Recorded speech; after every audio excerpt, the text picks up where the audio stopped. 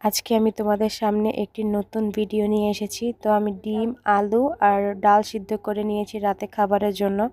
তো ফার্স্টে আমি ডিমটাকে একটা গ্রেটার মেশিনের সাহায্যে গ্রেট করে নিব। তারপরে পেঁয়াজ, মরিচ আর লবণ একসাথে মেখে ডিমটাকে মাখা শুরু করব। তারপরে কিছুক্ষণ মাখার পর আমার ডিম ভর্তাটা রেডি হয়ে যাবে। দেন আমি সেমভাবে আলুটাকেও গ্রেটার মেশিনের সাহায্যে গ্রেট করে নিব। তো আলুটা গ্রেট করে নেওয়া শেষ। এখন আমি আবার পেঁয়াজ, মরিচ, লবণ একসাথে মাখবো। আর আলু ভর্তায় কাঁচা সরিষার তেল দিলে অনেক মজা লাগে। তো এখানে আমিও কাঁচা সরিষার তেল দিয়ে আলুটাকে ভালোভাবে মেখে নিব। তাহলে দেখবো যে আলু ভর্তাটা অনেক মজা হয়েছে। তো আমার আলু ভর্তাও করা শেষ। তারপরে লাস্ট আমি ডাল ভর্তা করবো। এর জন্য পেঁয়াজ, মরিচ, লবণ আর সরিষার তেল দিয়ে ভালো মতন মাখবো যাতে পেঁয়াজটা একটু নরম হয়। তারপরে আমি এখানে ভালো মতো মাখার পর ডালগুলো দিয়ে দিব। পরে আমি ডালগুলো দিয়ে মাখা শুরু করব।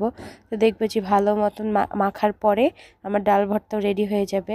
তো আজকে আমার একটু ঝাল ঝাল খেতে ইচ্ছা করছিল, তাই এই 3টা ভর্তা করলাম। তো এই যে আমার ভর্তাগুলো রেডি।